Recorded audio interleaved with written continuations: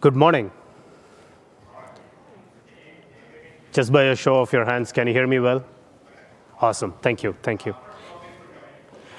So, KK Ramamurthy, and for folks who know me, that's probably like 10% of my name, but that's okay. So I'm a principal solution architect here at AWS, and I focus on what we call as an extend strategy for our customers. We have thousands of customers who are already running SAP on AWS, and they're already seeing big business benefits.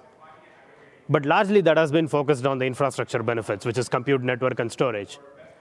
And usually that is the first step in their transformation journey. What they are really asking us is, how can we innovate on IoT, machine learning, big data and analytics, DevOps, and all the things that AWS brings to them.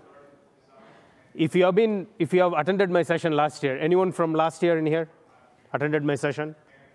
A couple of folks. So what I walked through is how you can innovate in all these 5 pillars. And one of the feedback that we got is, can we go dig deeper into these areas? So today I'm going to walk you through on data and analytics. Okay? So let's set the stage first. And this is going to be a demo-driven session. I've been told my English is way better in demos. So data is everywhere. Data gets continuously created. It gets exponentially generated. Right? Every 5 years, it increases 10 times. And then it lives forever, right? On an average, data lives for 15 years. So obviously, there is a need for storing a lot of this data in a very economical way. Then everyone needs access to data as well. What we are also seeing now these days is the personas that are accessing data are very different than what it used to be a few years ago. We have data scientists who need totally different ways to access the data. We have tech-savvy business users who want to slice and dice the information the way they need to analyze, right? And then we have typical operational reporting for your executives as well. So obviously, data is getting generated across multiple systems, right? It's not just one single ERP application that generates data anymore. You got your SaaS applications. You got newer data sources like social media or even IoT devices. So various types of structured and unstructured data is being created. And it almost makes sense for you to bring all this data into one single area, catalog it, and make sure your users can access from it. Okay? So that's the whole concept of the data lakes. Now let's dig deeper, right? So as we said, we are here because we want to learn how you can help your customers bring SAP data into these data lakes. Now I'm going to show you various reference architectures and various extraction patterns that we have seen with our customers. And then while you go through these patterns, what I want to keep in the back of your mind is all these 6 bullet points in here, right? Which is basically what and why before how. Why is that important? Because you are going to choose more than one pattern depending upon what and why you are going to deal with. There is no one single silver bullet. No. Okay? Volume and performance requirements. Obviously, you're going to deal with heavy transactional data with SAP. So depending upon your customers' use cases, the performance, the volume, and the performance requirements might be very different. There is data context. And this is by far one of the most important things that you need to keep in your mind, because when you are talking about an SAP package solution like SAP, a lot of business logic resides in the application layer. So just pulling all the data from the database doesn't make any sense. Buy versus build. Right, where your customers want to actually invest on. There's licensing requirements too. Okay? Depending upon what your customers have licensed SAP solution, because there are certain runtime licenses will have some restrictions around what you can pull from the database, where you can pull the data from. And then obviously the total cost of ownership for your customers. Okay? Now, data lakes on AWS are powered by multiple services. For example, Amazon S3 is where you bring in all the data and store it at scale, globally available, very cost-effective for your customers. And then there is Athena, which can run queries directly on Amazon S3. There is Glue, which you can use for running your own ETL processes. There is Redshift and Redshift Spectrum for your data warehouse capabilities. So there are various tools available for you already to do some really, really cool things with the data. But what we want to actually talk about now is, how do you get SAP data into this data lake? And we will start with Amazon S3. Okay? So everything I talk now from now on until this end of this session will be focused on getting SAP data into Amazon S3, because we know once data gets into Amazon S3, you can do whatever you want with it, with the AWS tool sets. Okay? So let's set the stage.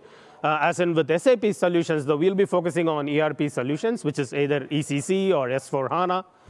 Just by a quick show of hands, how many of you are partners here? Because this session is also open for customers. How many customers? Thank you. So you might be running your ERP applications. You might still be running in traditional databases, or you might be in a journey to move into S4HANA. But whatever I'm talking here is valid for both. You might be also using SAP BW, and a lot of our customers are in the analysis phase when you are migrating S4HANA. What does that BW mean? Is BW going to be a component within S4HANA, or is it going to be a separate instance? Those type of conversations are happening as well. So I'm going to address those as well in this, okay? So at the end of the day, it's all in the database. It's still a relational database. Even with S4HANA, it is still a relational database.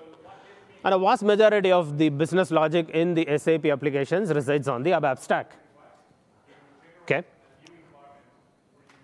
SAP writes the code, SAP writes the business processes. Even with S4HANA, even with the code push capabilities to S4HANA, the business process logic, the entry point for your API still resides in the ABAP stack. Now, one pattern is basically go at the database level and extract the data. We have seen some of our customers do that already, where they would use a third-party adapter to go and pull the data from the transactional files, transaction logs and the change logs, not directly connecting to the database as an application, but as the database writes the transaction logs and the application logs, these third-party adapters, which are certified by SAP, can go and pull the data from those files. Okay? And we will look into that pattern as well in a minute. Or you can use AWS Glue or Lambda and write in your own code and connect to the backend database using JDBC drivers, or if it is HANA, SAP has provided a lot of packages in either Python or Node.js or Java or Go, depending upon the language of your choice. You can use those to pull directly from the database as well. Then as you go through the application stack, right? And I'm going to show you the patterns in here, and we're going to dig deeper into each one of these patterns with the demo. But from a patterns perspective, as you go up the application stack, why do you want to do that? Because SAP is a packaged application, which means you want to go in the application level to pull the data, right? So that the business context is retained. So ABAP stack in itself has its tables, views, queries. It has frameworks like iDocs. You have function modules and BAPIs, the good old modules. And then there are solutions like SAP Data Services, which can directly integrate with the backend SAP application, either through native layers like RFCs or using ABAP programs to pull the data. Or you can write AWS Glue or Lambda scripts to actually pull those data directly from these BAPIs and function modules and iDocs. And I'll show you a demo of that as well.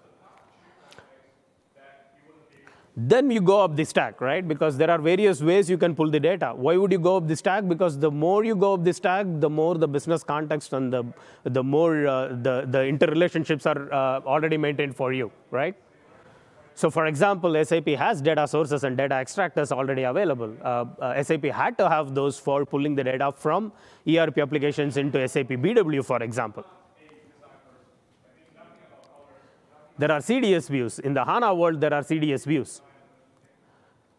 What CDS views are core data service views, in which case SAP can actually provide all this business logic in a nice little view for you. And if you're an S4HANA customer, this should not be new to you already. And there is SAP SLT also, which can basically write triggers on your behalf on the underlying database for you to pull data in real time. So these are all various data providers that's already available for you on the SAP side. Now, then you use operational data provisioning, which is a framework SAP came up, like I want to say 3-4 years ago, for pulling data from these data sources. So all these data sources can act as a data supplier for, or a data provider for operational data provisioning. And then you can expose those as nice little APIs using your data, which means you have an option now to use solutions like SAP Data Hub or AWS Glue and Lambda, again, to pull the data from SAP at that level. And we will see an example of that using a demo here as well. And then finally, the fourth pattern is you can just use SAP SLT to directly push the data into an SAP-supported database. And from there, you can use AWS Glue to pull the data into your Amazon S3 as a landing zone. So I call this as a simple scaffolding technique, right? There are 4 different patterns available for you, 3 different layers, and there are various options for you to tap into SAP data in each of these layers, okay? Let's dig deeper. Database level extraction. Now, we talked about how you can directly go to the database. Yes, there are some advantages to this. For example, if you're using a third-party solution that goes behind the transaction logs and the change logs, that's actually pretty useful for you when it comes to change data capture, because we know SAP doesn't capture the date and change date and timestamp for all the tables and all the fields. How are you going to figure out change data capture in those cases? These type of solutions can help you there. However, point to note, though, you need to consider the licensing restrictions, because there are certain types of licensing which your customers might have opted for. And if you're a customer, if you have opted for, it might not allow you to go to the database file level, okay? From the HANA perspective, though, if you're running an HANA instance, you should be able to directly connect it through JDBC, for example. So that's a pattern I will show it to you using AWS Glue or Lambda. So why would you use AWS Glue or Lambda, and when would you use the third-party application? Some of the key consideration is if you want to have change data capture, and if you don't want to worry, build custom developments, rather you would just buy for build, you can definitely use the third-party adapters. But if you're a customer who wants to basically write simple scripts to pull the data out, you want to build your own modules, then using Glue or Lambda will give you that benefit, because once you have set up the framework, then you don't have to actually pay for licenses. You only pay for what you use. So bring up the Glue instance, or bring up the Lambda instance, and then pull the data you want. And then after you don't use it, you don't pay for it. Okay. So let's actually go into a quick demo in here. Let me make sure. OK, there you go. So what I have in here is I'm going to quickly show you. I'm doing this all with the Lambda functions because it's much easier for me to quickly run it. But you can do exactly the same thing using an AWS Glue, using a Python shell job as an example. Much of this code is already available in GitHub. I've put in references, links to the resources in here. So you should be able to try it out in your own environments if you want to try these out as well. So here I have a simple Lambda function, and I have a simple layer in here. A layer in Lambda is basically all your libraries that you can package together nicely and then use it in multiple functions. This layer has a function that SAP has already provided. It's a Python library that SAP has already provided that can help you to directly connect to a HANA database. Okay? So I have a HANA database. I have an ABAP application system running on a HANA database. And then I'm going to actually access this particular HANA database using this Lambda function. Let me bring to your attention some of the parameters that I've given here, right? So I've just used the library. And in that, I'm saying, hey, bring me all the data from a backend application, put it into this S3 bucket, this particular S3 folder. Here is the IP of my backend SAP application. Here is the port for my HANA database. Here is the table that I want you to go and pull, okay? Just so that, I've got to show you SAP GUI, because otherwise you won't believe this is from an SAP system. So let me quickly go and show you that table.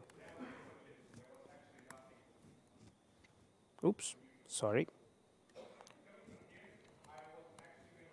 So that table name is SEPM SSDL, right? SEPM underscore SDDL SOH underscore J display. So it's a simple table that's already available. It has about how many entries? About 5,600 entries, okay?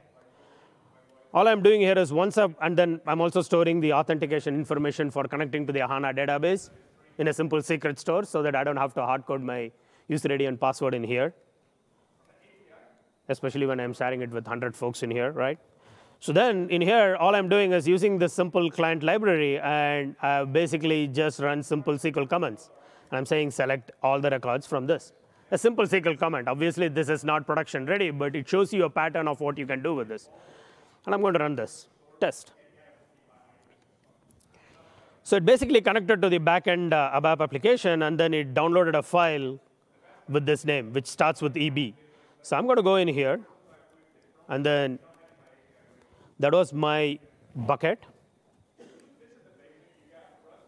And that was the file that just got downloaded now, starts with EB, right? Let us download this file and see the contents of the file. What this particular Lambda function did is simply connected to the backend SAP database using the Python libraries, and then it downloaded all the rows in that particular table as a JSON document. Now, it doesn't have to be JSON document. You can write what you want in the Python code.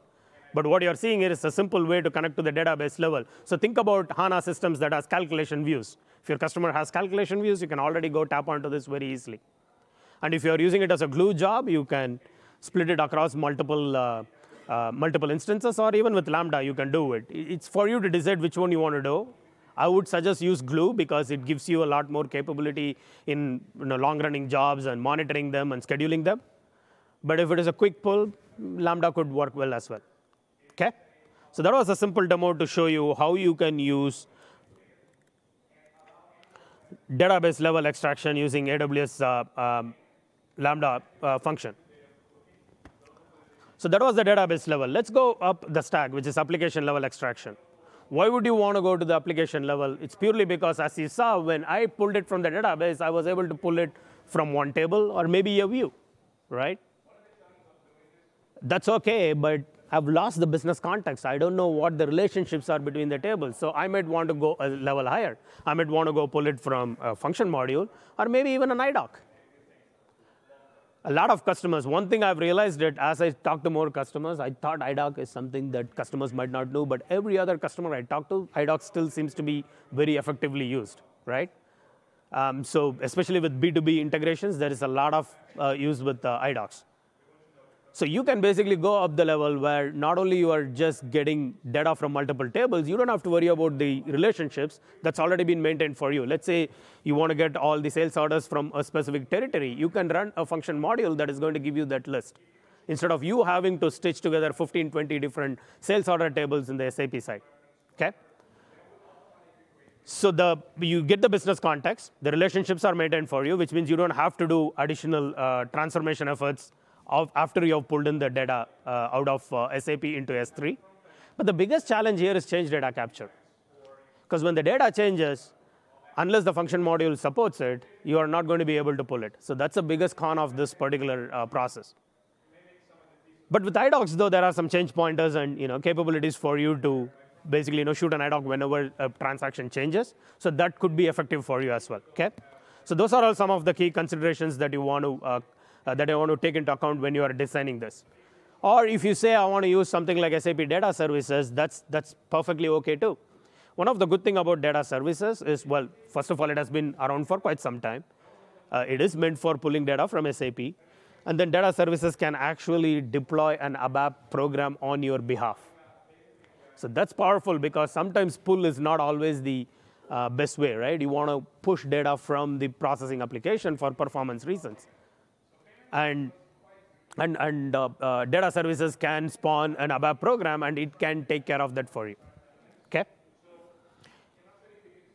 Think about some potential performance limitations in here, because you are hitting the SAP application, right? It's an application level integration, which means you are competing for the resources that your transactional system is already using.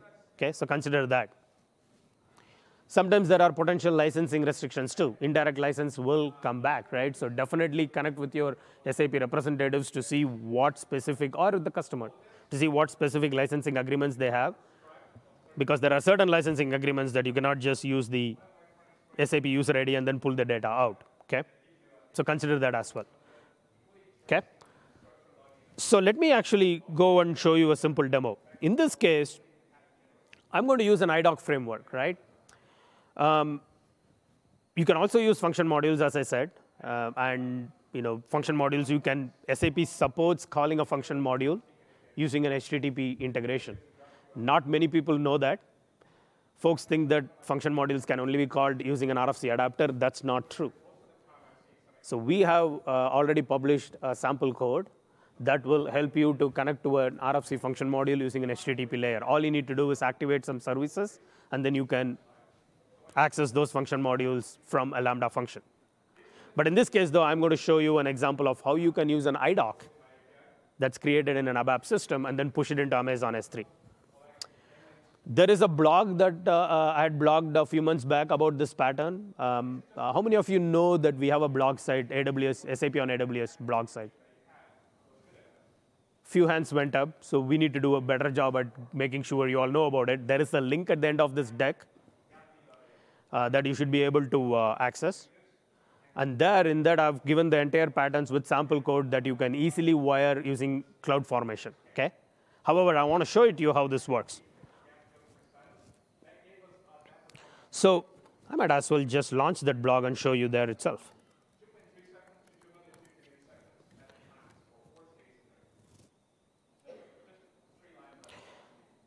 So this is our landing page for all our blogs, and that's the IDOC integration blog. So let's see the integration pattern in here.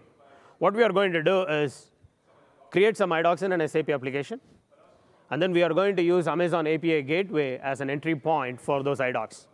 But then you just don't want to leave API Gateway wide open, right? So we are going to use Lambda to authorize the calls. There is a way you can easily authorize the calls using Lambda within API Gateway. And then once the call has been authorized, the data gets stored into Amazon S3. Very simple. And because it's API Gateway, it's managed solution, you don't have to worry about performance or scalability or whatnot. We will scale it for you automatically. OK? And then we will use, in this case, though, in this demo, I've used Amazon Cognito as an authentication layer for authenticating that particular call. But you can just use simple IAM users, which is access key and secure key, to allow access to your API. Okay? So let's go and see the SAP side.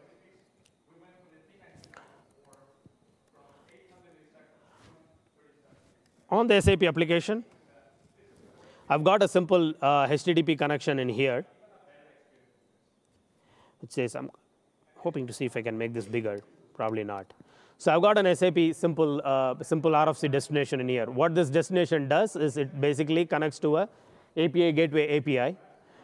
And then it also has logon and security in here. So there are user ID and password that's already in here, and that's securely stored by SAP.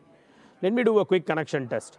So that gives me HTTP 200, which means now SAP can access an API Gateway API, okay, through this RFC destination.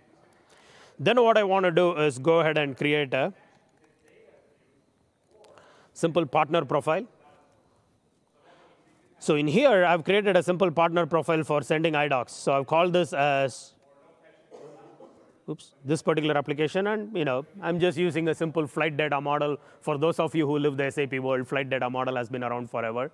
I'm just using a simple flight data model, which is data about flights and connections as an IDOC. And then I'm sending that to this particular receiver port, which is actually connected to that RFC destination that I created just now, or that I showed just now. Okay? Now let's go ahead and create a simple IDOC. I'm going to use an existing IDOC.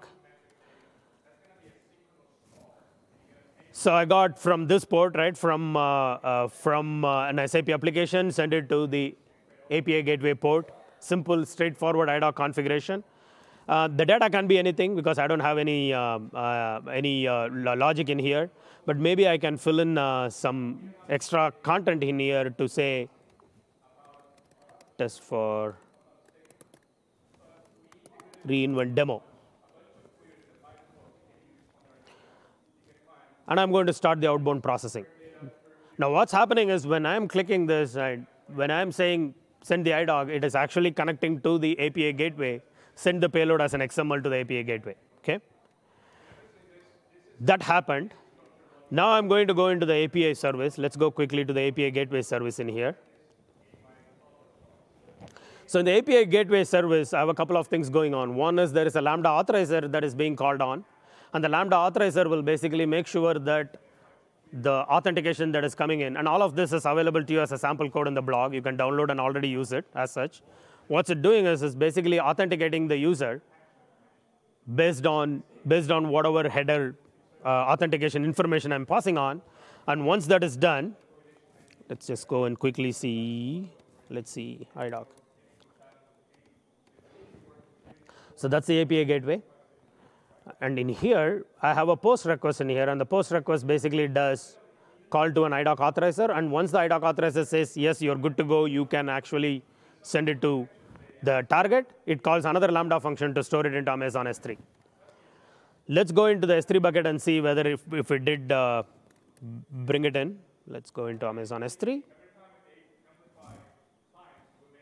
OK, IDOC bucket. That's my IDOC bucket.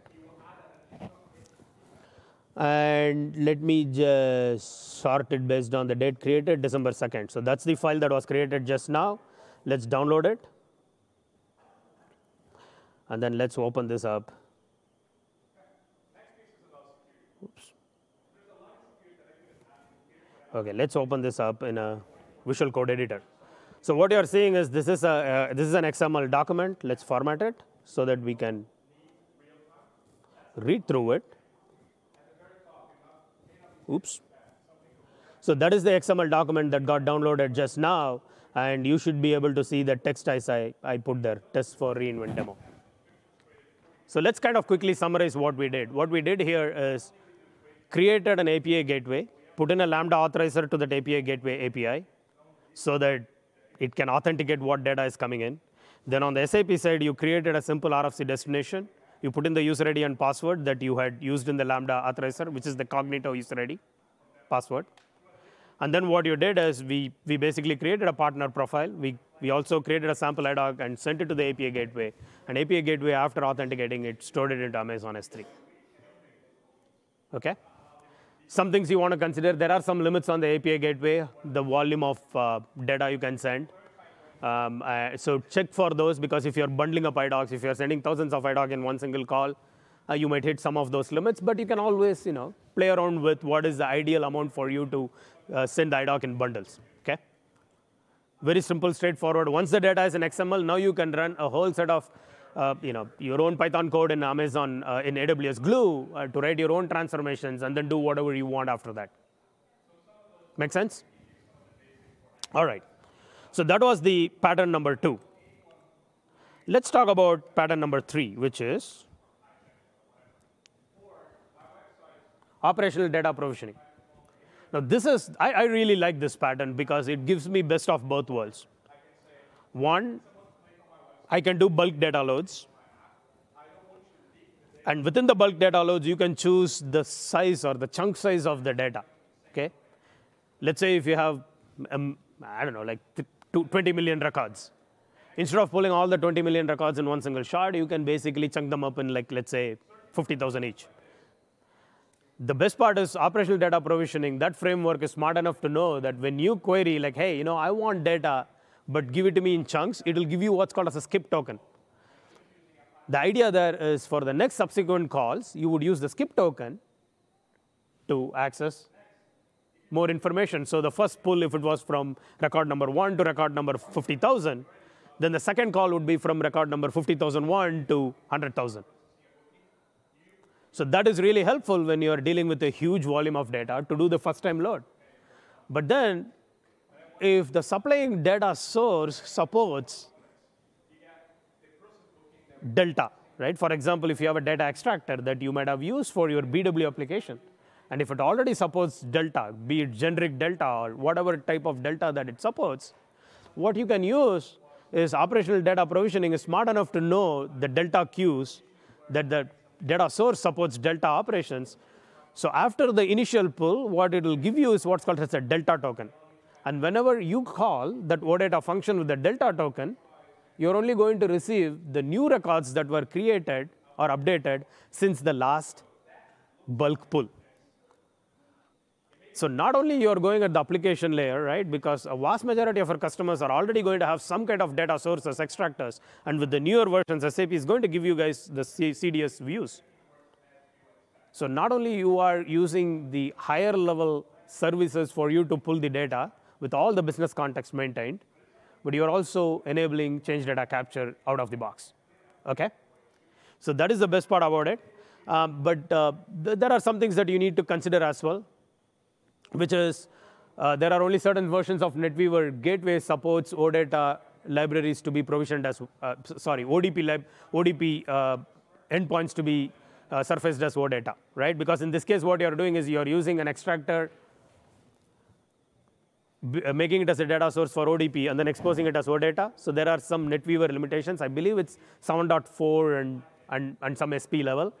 But vast majority of our customers should be already there in that anyway. Okay. What you also want to consider is additional licensing requirements that might come in. It's going to come in. That pattern is going to come in every other area that you're going to extract data from SAP with. Always consider that as well. And then also potential performance impacts, because this is at the application level, right? So you might want to time it in such a way that it is not competing with the transactional resources as well. Now, if you don't want to use something like Data Hub, right? Data Hub actually can connect directly to ODP using native RFC libraries. So the performance could be a little bit better, right, than OData. But if you don't want to use a solution like Data Hub, because for licensing requirements or for the cost of ownership, you could always go to an AWS Glue or a Lambda job and directly go to OData and then pull the data. Okay? So what I'm going to do now is show you a simple demo, and we are going to build this from scratch, just for the fun of it.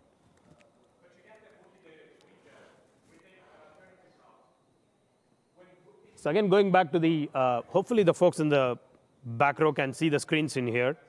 But let us go back to the SAP application and then quickly create a data extractor.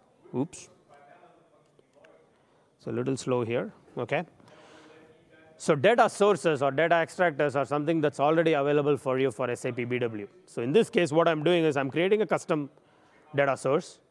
And this custom data source is for fetching sales order data from backend SAP application. In this case, I've kept this data source as simple. I'm just going to pull it from a view. But you can also write more complex extractors from function modules or use standard SAP extractors, which is available to you out of the box. Okay? So let's go into this table. Let's see how many records this table has. About 5,602 records. Okay? So remember this, because we are going to do a full load in chunks, but then we are also going to do a delta. Okay? So 5,602 records in this. So I've created an extractor. One of the things in this extractor is there is a generic delta. Okay? And then because this particular table has a change.dat field, I'm using that as the delta, that field as the one which is going to tell me whether a record changed or updated or not. Okay? So all this is standard SAP functionality. Now, once I've done this, what I'm going to do here is I'm going to create an OData service for it. How many of you know or worked with OData? Good. So for those of you who have not worked with OData, OData is SAP's way of exposing REST APIs. And it's the way for you to integrate with SAP if you're building applications using Fiori or if you're using web applications. But it can also be used for cases like building integrations. Okay?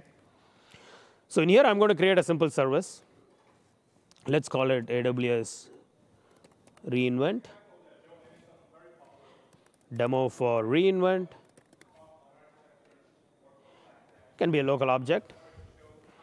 Now, once I have the service, the first thing I'm going to do in here is go to the data model and then redefine the data model.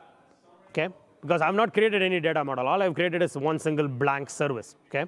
So I'm going to redefine the data model, and then I'm going to say use ODP extraction. So for those of you who cannot see that particular option there, that's ODP extraction. So SAP provides it out of the box, right? One thing you will see here is all of this is wizard driven, right? You are not actually coding it. So I'm going to say use operational data provisioning as a framework for pulling data. Now in here, there is multiple ODP context. Remember, I showed you 3 different boxes that can be a data provider for ODP. So there is core data services, there is data extractors, and then there is SLT. In this case, I'm going to use data extractors. And then I'm going to use the data extractor that I've already created, which is this particular extractor that I just showed you now. Okay? Oops. So then I have to add the ODP. I've added the ODP, and then I'm going to have SAP generate the data model for me using the wizard. So it is creating a bunch of, local object. So it is creating a bunch of, it is going to create a bunch of ABAP classes. for representing the data model. And because this supports delta, it is asking me what kind of entities do you want to expose using OData. So I'm going to choose all, right? So there is, I want full load, but then I also want delta load. So I've done that. Now I have created a data model, okay? Now the next thing to do is generate the runtime objects. What this is going to do is create all the runtime objects for accessing the data model. Again, you don't have to code anything, no ABAP coding required here. SAP Wizard will actually take care of all that. And then the last step you want to do is expose the service. So I'm going to go in here and then register the service. Local object. And then the service is created. Let me quickly access this service.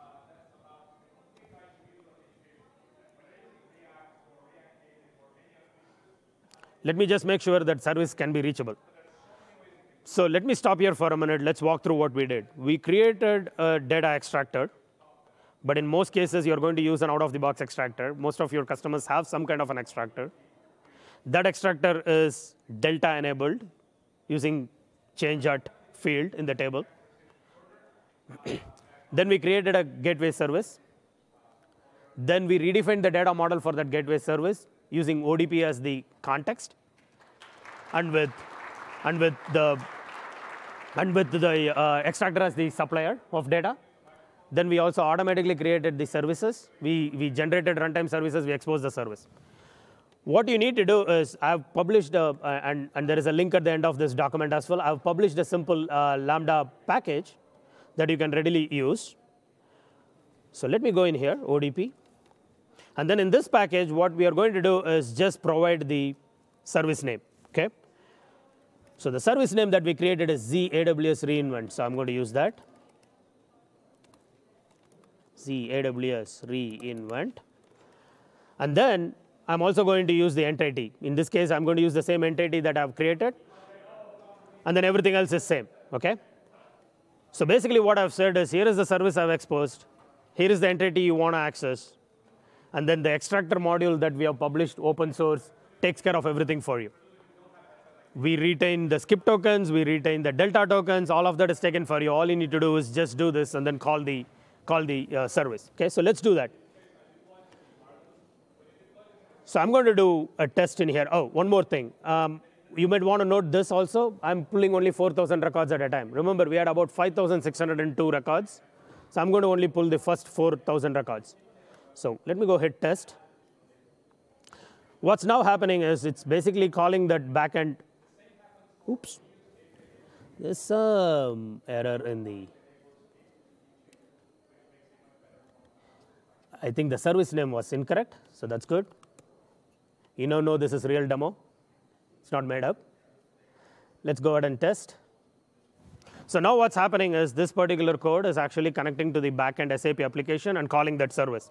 And it says it downloaded 4,000 records because I asked for 4,000 records, and it's going to go and download it as this file. So let's go and quickly look into this bucket.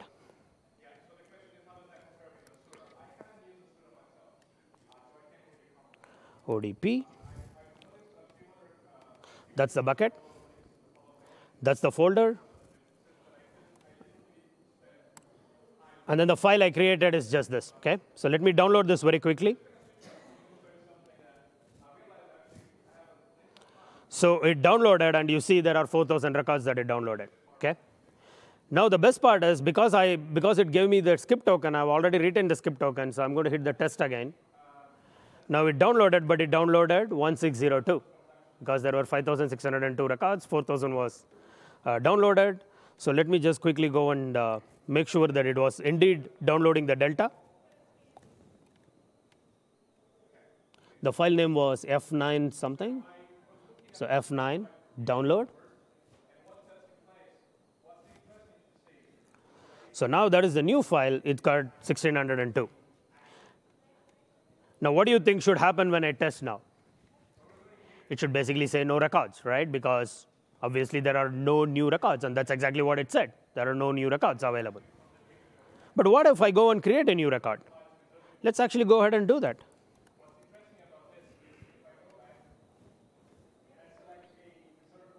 So I'm going to go in here and create a simple sales order in here. Let me create it. The business partner can be this. Test for reinvent. OK. So I created a simple sales order. Now when I run the same code, because I had the Delta token, I'm calling that service always with the Delta token. Now SAP says, oh, yeah, I got a new record for you. Here you go. Number of records is 1. And just to make sure it was indeed that record that was pulled in, the file name here was 687 something. And that's the file. Download. There we go. So that was the one record that was pulled in. So you see what's going on in here, right? So ODP basically takes care of all that subscribers. And here is the interesting point. You might have multiple subscribers for the same data. So there could be one provider, but multiple subscribers. So one downstream application might be pulling data every 1 week. Another downstream application might be pulling data every day. You can manage all that with multiple subscriptions based on the user ID that gets connected to the backend. OK? So you could do some really cool things in here. So that is the ODP extract, which basically we created a OData service. We used ODP as an extraction pattern. And then what we did is we created a simple Lambda function to call that OData service, and then supply the URLs and the parameters. And this is very well documented by SAP. And it's also going to be, I'm going to be publishing a blog soon about this. So once you go to the blog site, you will also see all those code available for you to use this in your setup. OK? Cool. So that was the OData service. Then the fourth pattern, very quickly, before that, I also want to show you the end-to-end flow, right? So the fourth pattern is using SLT. This could be useful for you if your customer already has SLT runtime licenses or enterprise licenses. If they have SLT enterprise license, then SAP actually is supporting baddies in SLT, which means you can use customizations in baddies to actually write directly to Amazon S3 using simple HTTP calls. OK? Or you can just push the data into an SAP-supported database, like another HANA application as a stopgap. It doesn't have to be like a huge HANA application, right? Because you are not using it for storing all the data. You're just using it as a bypass layer. And then from there, you can pull it to downstream applications using the techniques that I already showed you. OK? So what is that customers are actually trying to do? Let's kind of, at the end of the day, what do customers want to do? It's not that they don't want to be just pulling data out of SAP and putting it into Amazon S3. That's a starting point. Right? SAP already provides, right? When you have S4HANA or ECC, SAP already has operational reporting out of the box. Especially with S4HANA, with embedded analytics, your operational reporting is already taken care, and your customers can do that directly on SAP.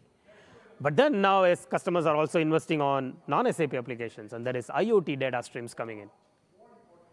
Which means now you need to bring all this data into a common landing layer. So you can use AWS Glue and Lambda. I already showed you some of the samples in here, demos in here, how you can pull that information from backend SAP and put it into Amazon S3.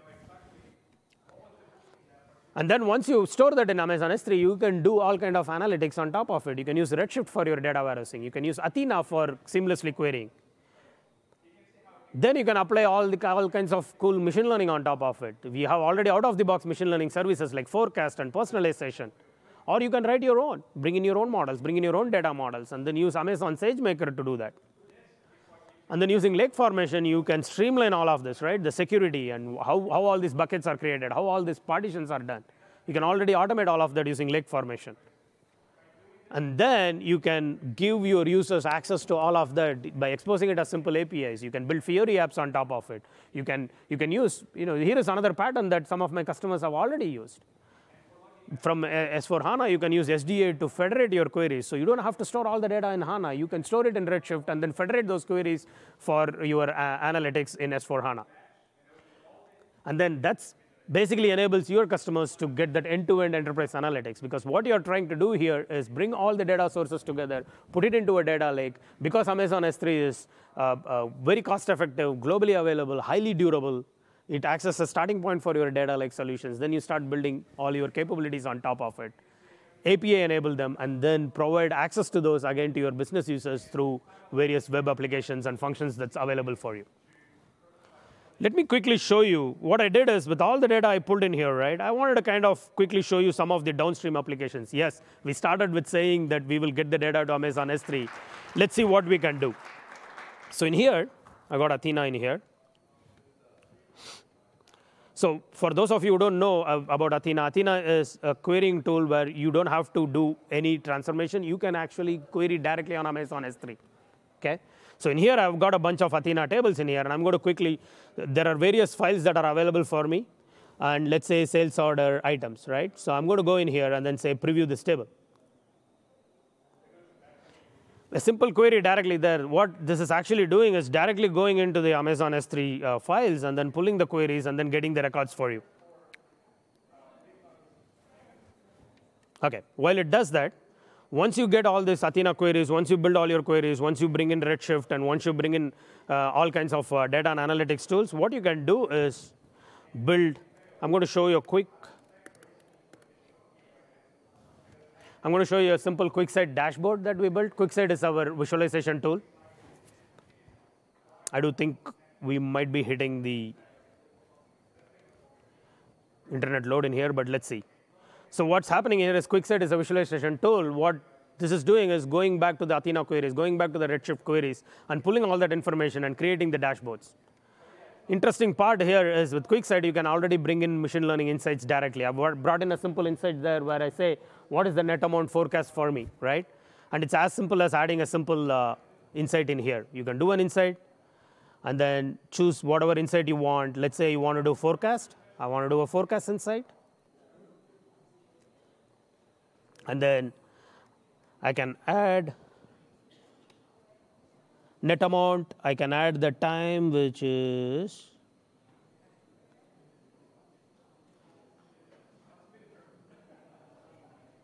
all right, we'll see that, right? So I can add the time and what all the other fields that you want to actually drive insights to. And then that insight algorithm will automatically run with the data that you got have. And that's what you will see here on the right side, OK?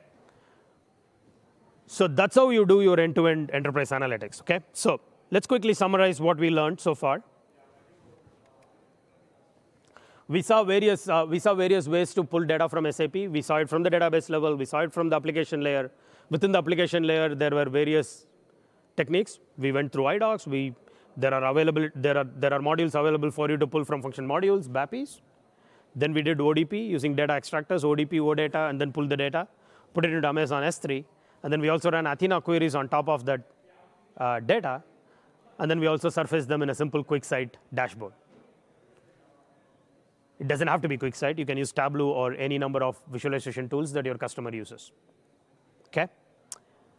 So that's all I had. Hopefully, this was a good introduction for you to start thinking about some of these capabilities. I put in some additional sessions in here. The first session is a builder session. I'm running it 4 times. Builder session is much more kind of one-on-one interaction. So if there is still, I don't think there's space available there, but you can definitely waitlist. And if somebody doesn't show up, you can always have that where you bring in your laptop. We can work together on it. I can show you some more examples that we have in our lab environment. Or there are other specific data lake scenarios and other sessions that I thought might make sense for you when you deal with your SAP customers as well. That is the link to the blog site. And then the iDoc integration blog link is out there. So continue to watch that space for more blogs coming up in the next couple of months. With that, hopefully this was useful. We got 10 more minutes. I think I might quickly take a question or two if you have some questions. If not, a couple of quick housekeeping items. This session is being recorded. It will be available for you. It's going to be on YouTube. It's going to be, the link should be available for you in the session catalog. The presentation deck will also be available for you in the session catalog. You can download it. I got a bunch of my business cards in here. So if you're in a hurry, but you still want to connect with me, have some questions later on, definitely send me an email. We can definitely chat. Thank you very much. Thanks for taking the time. Please leave your surveys.